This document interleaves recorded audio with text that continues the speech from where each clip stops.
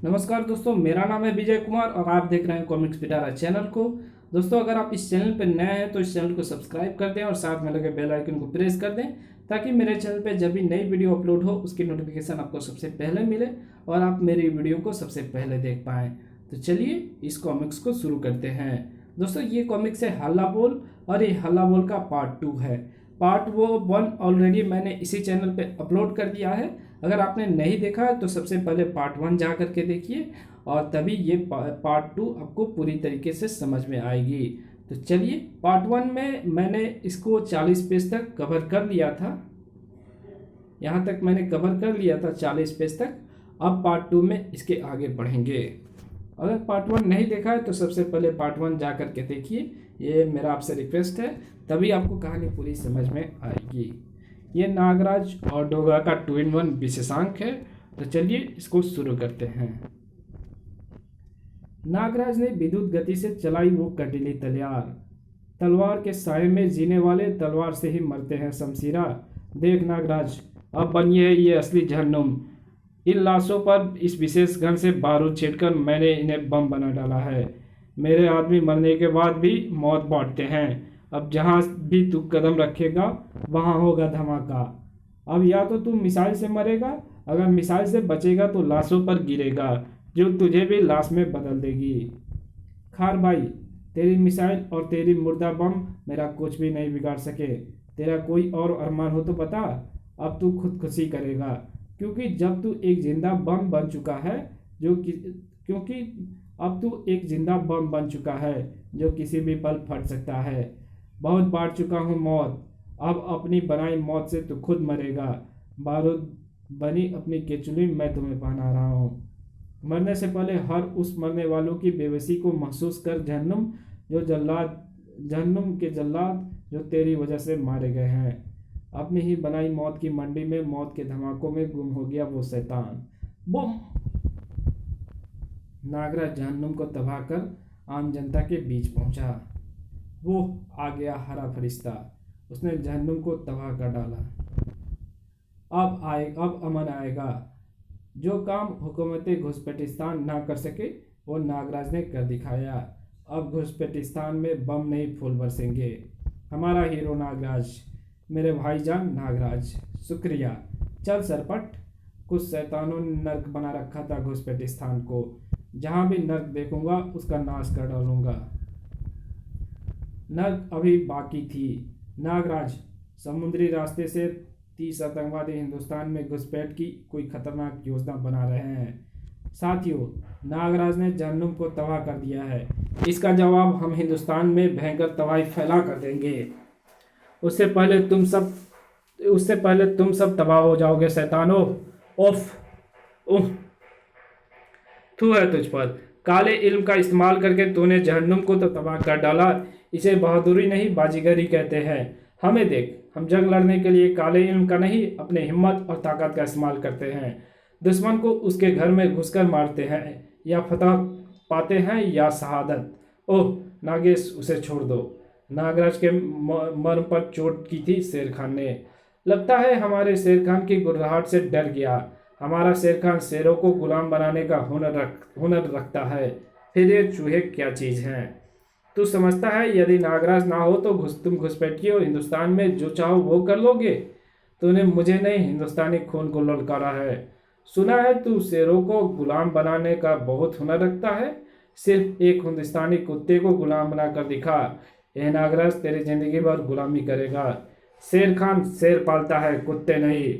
हिंदुस्तान का कुत्ता भी शेर होता है शेर खान। नागराज तुमसे वादा करता है, तुम 30 के मुकाबले सिर्फ एक हिंदुस्तानी उतरेगा मैदान में। गलतफहमी तो तेरी दूर हो जाएगी जब हम हिंदुस्तान में घुस जाएंगे। छुप कर पीठ पर वार करने वाले धोखेबाजों, मैं तुम्हारी घुसपैठ की खबर एक हिंदुस्तानी को दूंगा। उसके जिस्म में खून की जगह बारूद बढ़ता है। इतना बारूद कि तुम्हारे पूरे घुसपैठिस्तान में इतना बारूद नहीं होगा। देना तो तुम्हें मौत आया था, पर अब दुआ करता हूँ कि तुम हिंदुस्तान की सीमा में जिंदा पहुँच जाओ और अपनी गलतफहमी को दूर करो। गलतफहमी तो तेरी दूर हो जाएगी जब हम हिंदुस्तान में घुस जाएंगे। अच्छा शैतानों, खुदा खैर करे। ये तो नहीं कर सकता कि फिर मिलेंगे। चलता हूँ, चल सरपट। देश की आर्थिक राजधानी मुंबई 24 घंटे जागकर पूरे भारतवर्ष के आर्थिक विकास में अपने खून पसीने की आर्थिक वृद्धि में सहयोग देती है। मुंबई का बाप डोगा रातों को जागकर मुंबई को पहरा देता है। उसके साथ देते हैं उसके वफादार साथी, armour, sniper, eraser, katana, titanium, sprinter, super sniffer, dogma, dog star, ड्रोगा। 26/11 के रियल हीरो हो तुम। निर्दोष लोगों को बचाते हुए तुम लोगों ने गोलियां खाई, अपने शरीर गंवा दिया पर जज्बा नहीं। आर्मर, तूने गोलियां चलाते आतंकवादी पर हमला बोल दिया। तेरा शरीर छलनी हो गया, लेकिन फिर भी उसकी कलाई तूने चबा डाली। दरिंदे को देखकर तू भी मेरी तरह जुनूनी हो जाता है। और तू कटाना, भीड़ पर फेंका हैंड ग्रेनेड ही उठा लाया, जबड़ा गवा दिया तूने। डॉग स्टार, तूने भी गजब का दुस्साहस किया। तू तो हैंड ग्रेनेड और एक बच्चे के बीच कूद पड़ा। धमाके में अपनी आंख खो दी तूने, लेकिन बच्चे को बचा लिया। स्प्रिंटर, तूने बेदम होने तक आतंकवादियों को दौड़ाया। उन्होंने तेरे शरीर गोलियां से बिन डाला, लेकिन तू उनकी गोलियां खत्म होने तक उन्हें दौड़ाता रहा। और ड्रोमा, तू आग में ही कूद पड़ा। जलती बिल्डिंग से तूने 3 लोगों को बचाया, अपने शरीर का बलिदान दे दिया, लेकिन जुनून ने दिमाग को मरने ना दिया। तुम सभी तड़प रहे थे, लेकिन इंसानी जिंदगी के प्रति तुम्हारी वफादारी तुम्हें मरने नहीं दे रही थी।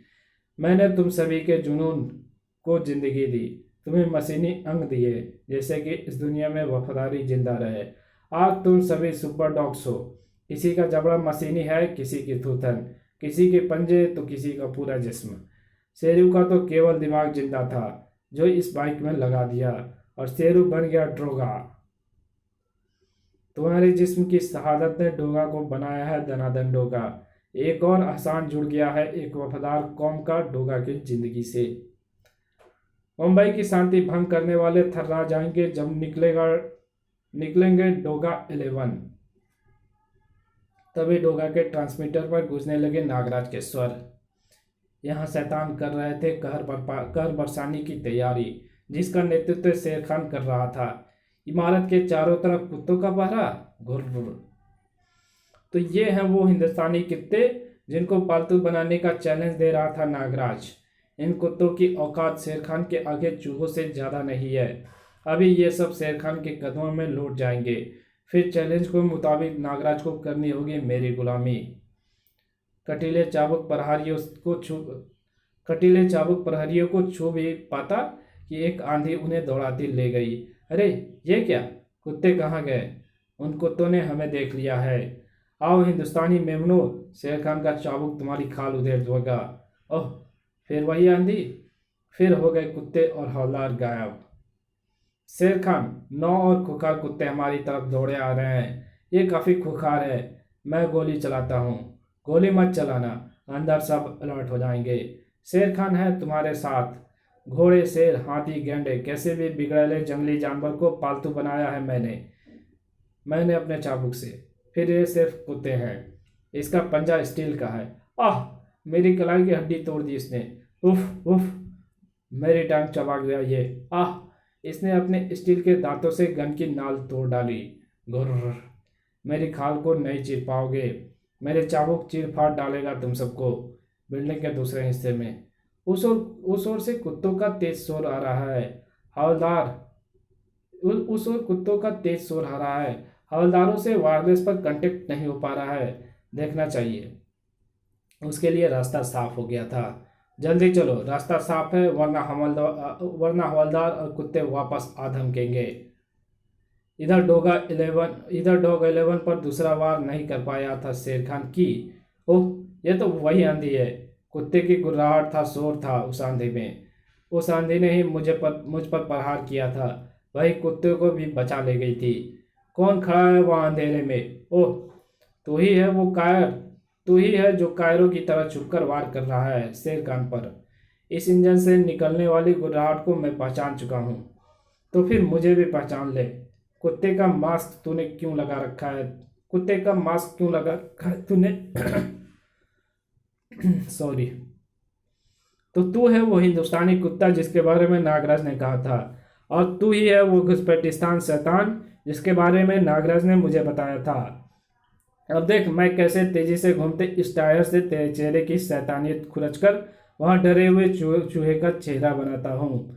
तुझे तो मैं कुत्ते की मौत मानूंगा, क्योंकि शेर खान शेर पालता है, कुत्ते नहीं। तेरी औकात है भी नहीं क्यों तेरी औकात है भी नहीं कि तू कुत्ता पाल सके, वो भी हिंदुस्तानी। तू सीमा पार करके इधर आ तो गया शेर खान, लेकिन अब डोगा तुझे जिंदगी की सरहद पार कराकर मौत की सीमा में भेज देगा। उधेड़ दूंगा तुझे, उधेड़ डालूंगा डोगा। मुंबई पुलिस मुख्यालय में ही घुस गया था वो शैतान। शेर खान के शरीर में जैसे पूरे जंगल के शेरों की ताकत थी। खड़ाच धड़। कहाँ है वो नागराज? आकर देखता क्यों नहीं? मैंने उसके इस हिंदुस्तानी कुत्ते को पालतू बना ही डाला है। आ नागराज, इस हिंदुस्तानी कुत्ते की जान बचाने के लिए मेरे पैरों में गिरकर रहम की भीख मांग। पुलिस मुख्यालय के अंदर एक विशेष कक्ष में अंडरवर्ल्ड डॉन दाद एंटी टेररिज्म स्क्वाड के इस हेडक्वार्टर में तुम्हारे ही साथियों ने तुम्हें छुड़वाने के लिए हमला किया है, लेकिन उन्होंने मौत के दरवाजे पर दस्तक दी है। वो यहाँ से जिंदा बचकर नहीं जा पाएंगे। तुम अपनी खैर चाहते हो तो कबूल करो कि तुम्हारा संबंध किसी आतंकवादी दल के अलावा घुसपैठिस्तान सरकार के खुफिया एजेंसी से भी है। तुम हमसे कुछ भी कबूल नहीं कर पाओगे तुम हमसे कुछ भी कबूलवा नहीं पाओगे अफसर, और ना ही हमें यहाँ रोक पाओगे। एक बार मैं यहाँ से छूट गया तो पूरी मुंबई में आतंक का ऐसा मंजर दिखाऊंगा, ये तौबा बोल जाओगे। ये मुंबई पुलिस मुख्यालय है, यहाँ तक कोई नहीं पहुँच पाएगा। तू नहीं जानता अफसर, जो यहाँ आए हैं वो बुलाए हैं, अब मुंबई होगा तबाह। शेर खान डोगा के मुंह से तौबा बुलवाने को तैयार था। डोगा बिगड़े जानवरों को पालतू बनाने के लिए पीट पीट कर उसके ताकत का गुरु तोड़ना बहुत जरूरी है। गुरु टूटते ही शेर भी पिल्ला बन जाता है। तू घुसपैठिस्तान का शेर है, लेकिन इस हिंदुस्तानी कुत्ते के एक ही वार से तेरा दम निकाल दिया। मान गया, हिंदुस्तानी का कुत्ता घुसपैठिस्तान के शेर से ज़्यादा ताकतवर होता है। शेर खान के मुंह से निकलने वाले वो शब्द अंतिम शब्द थे। उसी समय अंदर, दाद भाई अब फिक्र मत करो, हम आ गए हैं घुसपैठिस्तान से तुम्हें छुड़ाने। यही तो योजना थी चीफ की कि नागराज के बदले अपने 5 आदमी देंगे, फिर अपने आदमी भेजकर तुम 5 को छुड़ा लेंगे। अब मुंबई का वो हाल करूंगा कि वो आतंक बचाऊंगा कि इस देश का बच्चा बच्चा मेरे नाम से कांपेगा। मेरा सामान लाया है लॉन्चर। हाँ भाई ये लो। कमांडर पिशाचनी, हमारे सारे आदमियों को अलर्ट कर और तू हेडक्वार्टर पहुंच, मैं वहीं आ रहा हूँ। डॉग 11 के कटाना ने अपने लोहे के दांतों से, टाइटेनियम ने अपने स्टील पंजों से, डोगमा ने अपने जुनून से, armour, sniper, eraser, sprinter, super sniper और डॉग स्टार ने अपनी एकता की ताकतवर जोहर से शेष 4 आतंकवादियों की हड्डियां और मांस भमो डाले थे। डॉग 11 अपनी लड़ाई जीत चुकी थी, लेकिन मुजरिम भी कैद से आज़ाद हो चुका था। डॉग 11 पर हुआ एक और हमला। कसम तेजाब की, जो तेजाबी के रास्ते में आया उसे गला डालूंगा। डोगा ने देखी तेजाब की ताकत। ओह खनाक भड़ाक। इसी समय मुंबई पुलिस मुख्यालय का मेन गेट तोड़ता हुआ वो ट्रक दनादन निकलता चला गया। ओह, इस ट्रक में जरूर आतंकवादी दाद को छुड़वा कर ले गए हैं। तेजाब तेरा मेरा समय खराब कर रहा है। 14 साल बाद तो दाद हिंदुस्तान के पकड़ में आया है, वो फिर फरार हो जाएगा। 1993 के पीड़ितों को जख्म फिर से हरे हो जाएंगे। दाद की सजा के लिए तड़पती उनकी आत्मा तड़पती रह जाएगी। डोगा ऐसा नहीं होने देगा। डोगा की गोली चीर नहीं पाई थी तेजाब के शरीर पर चढ़े प्लास्टिक के खोल को। इस बार दाद को सजाए मौत जरूर मिलेगी। हा हा हा हा हा हा। एक बार मेरे दुश्मन ने मुझे तेजाब के ड्रम में गिरा दिया था। उसके बाद मैंने अपने शरीर पर ये प्लास्टिक का खोल चढ़ा दिया था, जो गोली और एसिड प्रूफ है। लेकिन क्या डोगा के गुस्से को झेल पाएगा तेरा ये खोल? देख, यह है डोगा का गुस्सा गन, जो उसके गुस्से और जुनून को प्रलयनकारी ऊर्जा में बदलकर दुश्मनों को खत्म कर देती है। आतंकवादियों, आओ डोगा की मुंबई में, भड़काओ उसका गुस्सा, और फिर देखो उसके गुस्से को कहर कैसे राख बनाता है आतंकवादियों को। आह नहीं, फटाक। अगले ही पल दसों आतंकवादी सड़क पर पड़ी तड़प रहे थे। डोगा ने 16 घुसपैठियों को नरक पहुंचा दिया, 19 अभी बाकी है। नागराज की चुनौती का मान जरूर रखेगा डोगा। डोगा कह रहे थे मुंबई को नागराज की जरूरत नहीं पड़ेगी। दाद पहुंच चुका था अपने हेडक्वार्टर व्हाइट हाउस में। पिशाचनी व्हाइट हाउस में आपका स्वागत करती है दादा भाई। तू तो मुझे भाई ना बोला कर पिशाचनी, 16 साल बाद मिली हो फिर भी नकाब में। ये चिलमन हटा, हम तेरा चेहरा देखने को तरस गए हैं। ये चेहरा अब पूरे विश्व के दिलों की धड़कन बन चुका है दादा भाई, इस पर दाग लग जाएगा। चेहरा भी जल्दी बेनकाब करूंगी, पहले मिशन कॉर्पोरेट ब्लास्ट तो सफल हो जाए। ओह, मिशन कॉर्पोरेट ब्लास्ट का नाम लेकर तो तूने हमारी सारी दीवानगी काफूर कर दी। सही कहा तूने, पहले हिंदुस्तान को सुला ले, फिर जाम टकराएंगे। आप मुझे अपना प्लान समझाएं। मैंने दाद कंपनी के सभी फर्मादारों को अलर्ट कर दिया है। आपके आदेश की राह बड़ी बेसब्री से देखी जा रही है।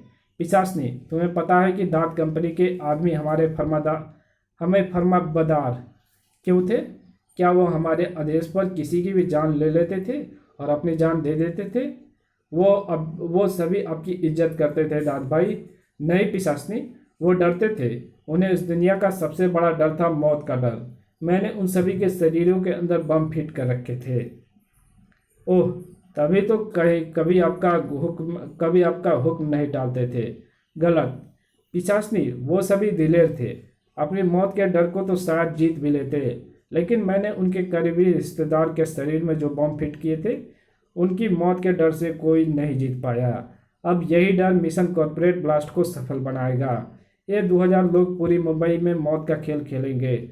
अपनों को बचाने के लिए अपनों को मार डालेंगे, लेकिन किसी को मारने के लिए इनके पास हथियार कहाँ से आएंगे? हथियार?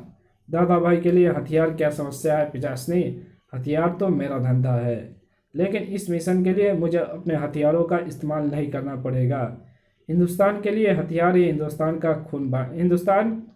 के हथियार ही हिंदुस्तान का खून बहाएंगे।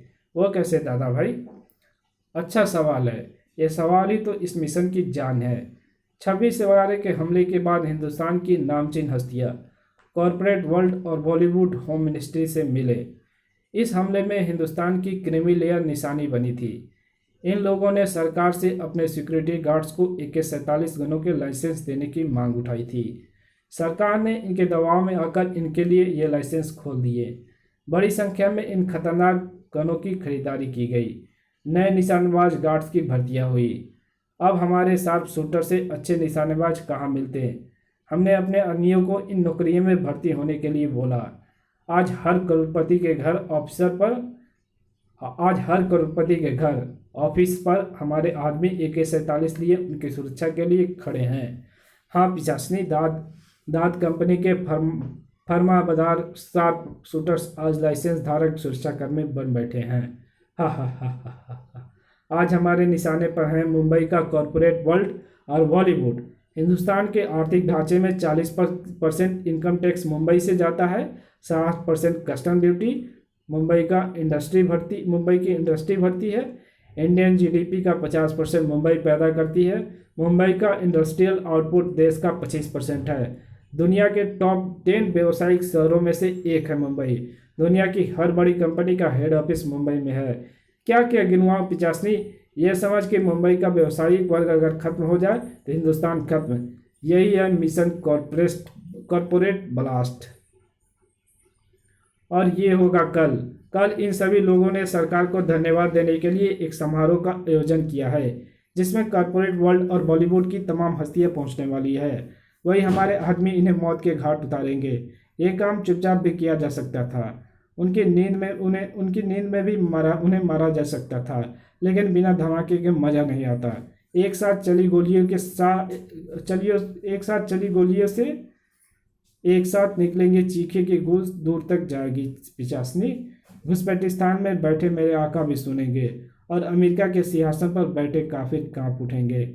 मैं तो कब से हिंदुस्तान आकर इस काम को अंजाम देने की फिराक में था, लेकिन कमबख्त मौका ही नहीं मिल रहा था। लेकिन भला हो उस बेवकूफ़ नागराज का जिसने हमारे काम आसान कर दिया। अब तुझे बस इतना करना है कि दाद कंपनी के फर्माबदारों को कल शाम के लिए तैयार करना है। मुंबई के सीने में ज्वालामुखी उबल रहा था। और डोगा क्रूजेस मुंबई की खाक छान रहा था। सुपर स्नीपर, सूंघो इस ट्रक में दाऊद भाई की गंध और मुझे जल्द से जल्द वहां पहुंचाओ। दाऊद भाई मुंबई के सड़कों पर ही था। पिछासनी 16 साल बाद सारी याद ताज़ा हुई। कल रात को मैं वापस घुसपैठिस्तान के लिए निकल जाऊंगा।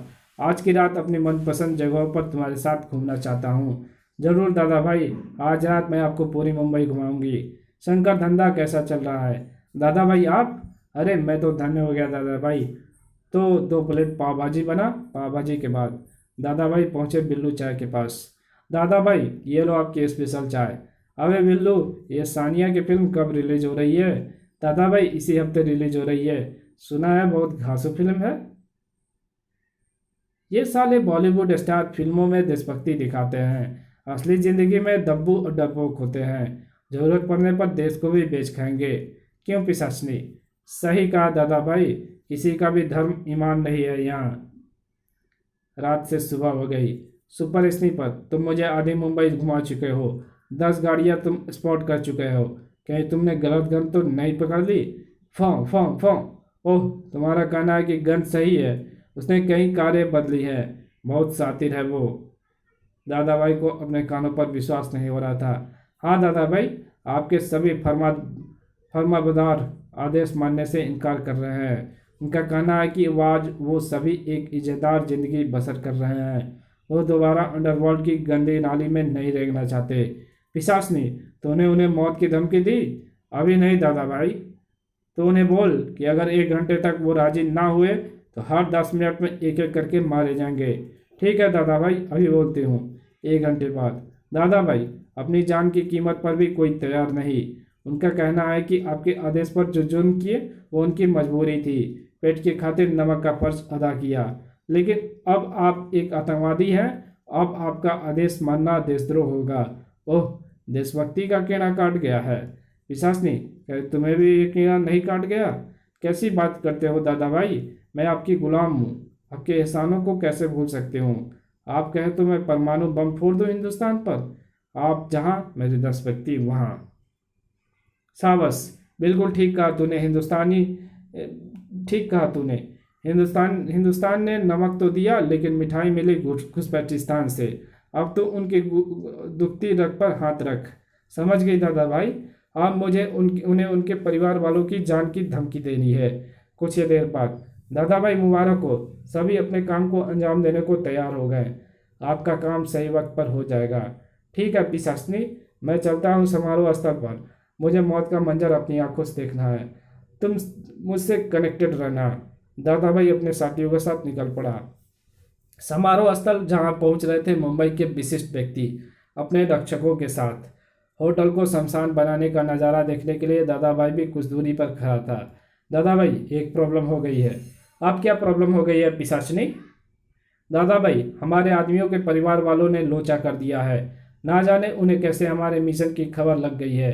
वे सभी वानखड़े स्टेडियम में इकट्ठे हो गए हैं और वे हमारे आदमियों को मोबाइल पर फ़ोन करके उन्हें लानत दे रहे हैं। कह रहे हैं कि हमें देश पर मर जाने दो और अपनी जान भी दे दो, लेकिन मातृभूमि को धोखा मत दो। मैं उन्हें मारना शुरू करता हूँ। उन्हें मारना शुरू करता हूँ, इन्हें तभी अकल आएगी। अरे रुकिए दादा भाई, हमारे आदमियों ने उनकी बात मानने से इनकार कर दिया है। हमारा मिशन जरूर सक्सेस होगा, आप इत्मीनान रखें। अब मुझे कोई बुरी खबर मत देना, वरना मैं इन सभी को खत्म कर दूंगा। इनका आतंक भी कम नहीं होगा पिशाचनी। इससे बुरी खबर पिशाचनी नहीं दे सकती थी। दाद कहाँ है? डोगा डोगा के कहर से भली भांति वाकिफ थी पिशाचनी। डोगा, दाद होटल ताज के पास कहीं है। आज फिर होटल ताज में होने वाला है नरसंहार। ठीक 1 घंटे बाद। 1 घंटे बाद होटल ताज में। आप सभी सिक्योरिटी गार्ड्स अंदर क्यों आ गए? हमें आप सभी को मारने का हुक्म मिला है। बैंक्वेट हॉल में दहशत छा गई। अगले ही पल हॉल में गूंज उठे गोलियों के धमाके। सिंह सिंह सिंह। कुछ ही देर बाद होटल से बाहर निकली जा रही थी असंख्य लाशें। ये लोमहर्षक दृश्य देखकर खुशी से फूला ना समा रहा था दादा भाई। वाह मेरे शेरों, वाह मेरे शेरों ने किला फतह कर दिया। पिशाचनी, मिशन कॉर्पोरेट ब्लास्ट सफल हो गया। मैं वानखड़े जा रहा हूँ। तू भी वहां पहुंच। अभी मुझे इनकी नाफरमानी का बदला भी लेना है। मैं पहुंचती हूँ दादा भाई। वानखेड़े स्टेडियम दादा भाई के साफ शूटर्स के परिवार वालों से भरा हुआ था। धनाधन गोलियां चलाते हुए दाद भाई ने वहां प्रवेश किया। धाए धाए धाए, दूर दूर हो जाओ सभी। क्यों अम्मा, ऊंचा सुनती है क्या? मैंने कहा दूर दूर हो जाओ। दाद, मुझे तो सही सुनता है पर तुझे सही दिखाई नहीं देता। शायद पहचाना नहीं तुझे। हसन की माँ हूँ मैं। तूने मेरा ऑपरेशन कराया था। मैंने तब तुझे बहुत दुआएं दी थी। नहीं जानती थी तब तू नहीं जानती थी कि तब की तू ऑपरेशन के बहाने मेरे जिस्म में बम लगा दिया था। मैंने कितना समझाया हसन की बुरे काम छोड़ दे, लेकिन वो नहीं सुधरा। मैंने उसे बददुआएं दी, घर से निकाल दिया। क्या जानती थी कि वो मेरी जिंदगी की खातिर ही अपराधी बना रहा। लेकिन अब तेरा नकाब नुच चुका है। हम सभी ने अपने बेटे भाइयों पति और पिताओं के लिए अपना बलिदान देने की ठान ली है। आज के बाद मुंबई का कोई नौजवान अपराधी नहीं रहेगा। अम्मा, बहुत भोली है तू। दाद का काम तो हो चुका है। रही मुंबई के अपराधियों और तुम्हारे बलिदान की बात, तो तुम्हारी अंतिम इच्छा मैं जरूर पूरी करूंगा। अब तुम सबकी बारी है। सभी को एक साथ ही उड़ा दूंगा। शेर की दहाड़ गूंजी थी वहां। बज्जात, जिस थाली में खाया उसी में छेद कर रहा है। छेद तो मैं कर चुका हूँ डोगा। मेरे आदमियों ने हिंदुस्तान की अर्थव्यवस्था को छन्नी बना दिया है। हरामखार, हरामखोर। तेरे आदमी कभी अपराधी थे, लेकिन आज सभी हिंदुस्तानी, और हिंदुस्तानी देश को बचाने के लिए शहादत दे देता है। जब मैं ताज होटल पहुंचा तो ये सभी मेहमान को घेरे खड़े थे। हमें दाद भाई ने आप सभी को मारने का आदेश दिया है, लेकिन हम आपके सुरक्षा गार्ड हैं। हमें गुनाह नहीं कर सकते। हम अपनी जान देने को तैयार हैं, लेकिन दाद भाई हमारे परिवार वालों को जान से मार डालेगा। हम एक दूसरे पर गोलियां चलाकर खुद को मार डालेंगे। आप लोग हमारी लाशें कपड़ों में ढककर बाहर भिजवा दीजिएगा। उन्हें लगेगा कि हमने उसका काम कर दिया, और शायद वो हमारे घर परिवार वालों को छोड़ दे। ये सभी अपनी शहादत देने को तैयार थे। वहाँ सभी अचंभित थे। तभी मैं इन दर्शकों के बीच कूद पड़ा। नहीं, कोई अपनी जान नहीं देगा। कोई मरेगा तो वो दाद मरेगा। सभी मेहमान अपने शरीर पर टोमेटो केचप डाल लें। सभी को 100 की तरह होटल से बाहर निकाला जाएगा। आप सभी गार्ड्स प्लान के अनुसार विजेताओं की तरह गोली चलाते हुए बाहर निकल जाएंगे। उसके बाद आपके परिवार वालों को बचाने का उपाय हम सब मिलकर करेंगे। फिर वही किया गया दाद। जिन शवों को तू अपनी जीत समझ रहा था, वो तेरी सबसे बड़ी हार थी। दाद कभी नहीं हारता डोगा। अभी भी दाद के एक इशारे पर यहाँ मौजूद 7,000 हिंदुस्तानी मारे जाएंगे। आतंकवाद का सबसे बड़ा नरसंहार होगा अब यहाँ। हम सभी मरने के लिए तैयार है दाद। आखिर हिंदुस्तान के मुजरिम हैं, सजा के हकदार हैं, लेकिन आज हम तुझे अपने साथ लेकर मरेंगे। ठहर जाओ, जो जहाँ है वहीं रुक जाओ। धाए धाए। आह पिशाचनी, देख कितने दिलेर हो गए थे ये धरावी के कीड़े। मैंने इन्हें दौलत दी, इज्जत दी। आज ये गद्दार मेरी ही जान लेना चाहते हैं। अब तू भी देखना कि इनकी मौत का अंजाम। अब यहाँ होंगे 7,000 धमाके। दाद भाई ने मौत का बटन दबा दिया, लेकिन धमाके नहीं हुए। ये क्या हुआ पिशाचनी, धमाके क्यों नहीं हुए? क्योंकि पिशाचनी ने तेरे कंट्रोल रूम में तेरे इस कंप्यूटर प्रोग्राम को करप्ट कर दिया है। दाद, यहाँ आते ही इसने मुझे अंगूठा उठाकर संकेत दे दिया था। तेरे नरक की सबसे बड़ी गद्दार और हिंदुस्तान की सबसे बड़ी देशभक्त पिशाचनी ही है दाद। इसी ने मुझे तेरा सारा प्लान समझाया था। जब मैं सुपर स्नीपर की मदद से व्हाइट हाउस पहुंचा तो ये बहुत परेशान थी। समझ नहीं पा रही थी कि कैसे तेरे मिशन कॉर्पोरेट ब्लास्ट ध्वस्त करे। डोगा, मैंने सभी सिक्योरिटी गार्ड्स के परिवार वालों को वानखेड़े स्टेडियम में एकत्रित किया है। इसलिए इन सब की जान बचाने का तरीका मुझे समझ में नहीं आ रहा है। मैंने दाद को रोकने की बहुत कोशिश की, लेकिन सफल नहीं हो पाई। मिशन कॉर्पोरेट ब्लास्ट को तो मैं असफल कर दूंगा, लेकिन इन सब की जान का खतरा बना रहेगा। मैं उसके कंप्यूटर प्रोग्राम को करप्ट करने की कोशिश कर रही हूँ डोगा, लेकिन उसमें मुझे कुछ समय लग सकता है। मैं तुम्हें समय देने की पूरी कोशिश करूँगा। अब दाद भाई का क्रोध चरम सीमा पर लांघ चुका था। सभी को गोलियों से भून दो। पुलिस भी आती होगी।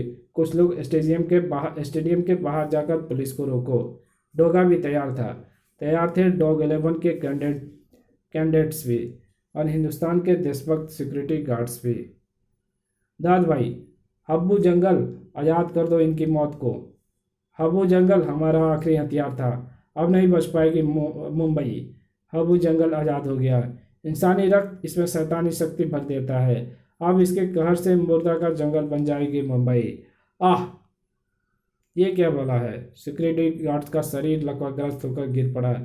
हब्बू जंगल हब्बू जंगल द्विगुणित हो गया। कुछ ही देर में वनखड़े मैदान में लगा था लकवाग्रस्त लोगों का ढेर। हब्बू जंगल मौत का दाना बन चुका था। ओह, ये तो नियंत्रण से बाहर हो गया।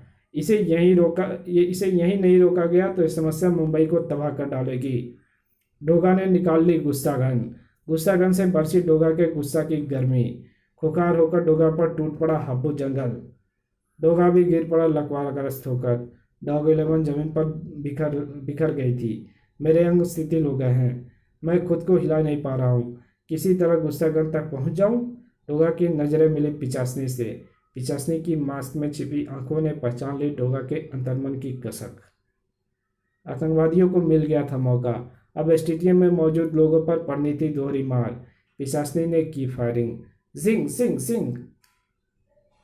उसके अगले फायर ने गुस्तागन को डोगा के हाथों के पास पहुंचा दिया।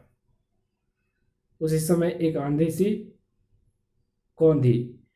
इन शैतानों ने शैतानी ताकत का इस्तेमाल करके मुझे इस जंग में कूदने को मजबूर कर दिया है। दाद भाई को एहसास हो गया कि उसका एक दुश्मन उसके वैन के नीचे छुपा है। गद्दार, अब तू मेरे हाथों मरेगी। नागराज के सर्प सैनिकों ने हब्बू जंगल को अपना विष पहुंचा दिया। हब्बू जंगल का तो कुछ ना बिगड़ पाया, उल्टा लोगों की जान मुसीबत में पड़ गई। ओह, ये खतरनाक प्राणी मेरे सर्प सैनिक के विष से जहरीले भी हो गए हैं। अब उनके 10 लोगों की जान ले सकते हैं। अग्नि का असहाय पड़े डोगा देख रहा था आतंकवादियों को स्टेडियम से बाहर भागते, बेगुनाहों पर गोलियां बरसाते। उसका जुनून अपने चरम सीमा पर था। शरीर अपंग था, लेकिन ज्वालामुखी से तपते दिमाग ने हाथों की हरकत दी। उसकी उंगलियां गन पर जम गई।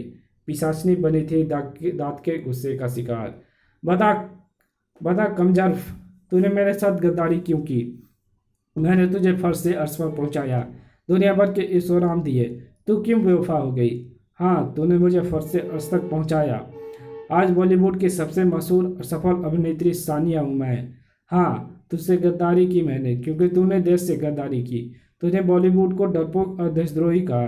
बॉलीवुड के हल कलाकार का ईमान और धर्म उनका व्यवसाय और उनकी मातृभूमि आजाद। हम अपना काम भी ईमानदारी से करते हैं, अपने देश के प्रति अपने धर्म अपनी जान पर खेल कर निभाते हैं। एक्टिंग हमारा कर्म है और देश प्रेम हमारा धर्म। एक्टिंग ऐसे नहीं हो जाती। दिल की गहराइयों में जज्बा ना हो तो अदाकारी से मुअस्सर नहीं हो सकता। नागराज अग्निका ने हब्बू जंगल में मचा दिया मौत का तांडव। डोगा ने गुस्सा गन दाग दी। एक एक करके सभी आतंकवादी नीचे टपक पड़े। वैन में आग लग गई है पिशाचनी, अब तेरी लाश इसी वैन की आग में खाक होगी। नहीं दाद, सिर्फ मेरी नहीं तेरी भी। अब पिशाचनी तुझसे चिपट गई है, तेरी मौत तक तेरा पीछा नहीं छोड़ेगी। छोड़ मुझे, छोड़। नागराज ने हब्बू जंगल को स्वाहा कर दिया।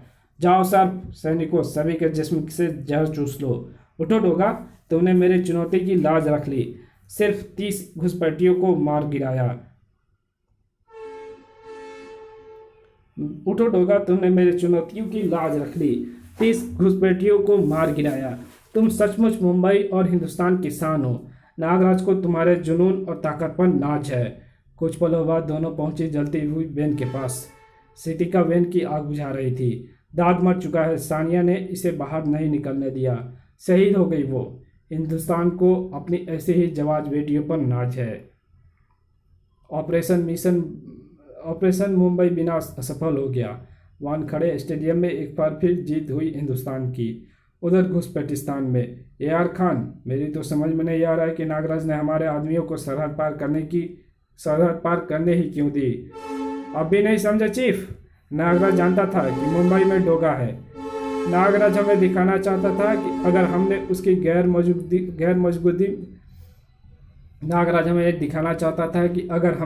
गैर मौजूदगी में भी अपने आदमी नागराज हमें दिखाना चाहता था कि अगर हमने उसकी गैर मौजूदगी में नागराज हमें दिखाना चाहता था कि अगर हमने उसकी गैर मौजूदगी में अपने आदमी आतंकवाद फैलाने के लिए मुंबई भेजे तो उन्हें डोगा फाड़ डालेगा। नागराज डोगा जैसे धुरंधर घुसपैठिस्तान की ज़मीन पर पैदा क्यों नहीं हुए? अब हम क्या करें? अपनी ज़मीन को हम ही लोगों ने नापाक कर डाला। नापाक ज़मीन पर कैसे पैदा होंगे ऐसे नरकनाशक और रात के रक्षक? अब तो अपने सभी ट्रेनिंग कैंप बंद करा दो चीफ। आतंकवादियों पर हुई जीत के लिए हिंदुस्तान को बधाई का ईमेल भेजो और मैत्री संदेश के साथ बॉर्डर पर सफ़ेद झंडा लहराओ। नागराज इतना खून बहा गया कि सारे सफ़ेद कपड़े खून साफ करते करते लाल हो गए। लानत है। इधर मुंबई में वाह, डोगा ने मारे दनादन, नागराज ने मारे ताबड़तोड़। ये दोनों है बेजोड़। इन दोनों के रहते अब कोई नहीं सकता हमारे देश को तोड़। इसी के साथ ये कहानी समाप्त होती है। मिलेंगे एक नई कॉमिक्स में, तब तक के लिए बाय। दोस्तों कभी कभी वो थोड़ी सी परेशानी हो जाती है, पढ़ते पढ़ते थोड़ा सा गला सूख जाता है, तो आप थोड़ा मैनेज करें। मैं जल्दी इसको और अच्छा इम्प्रूव करने की कोशिश करता हूँ।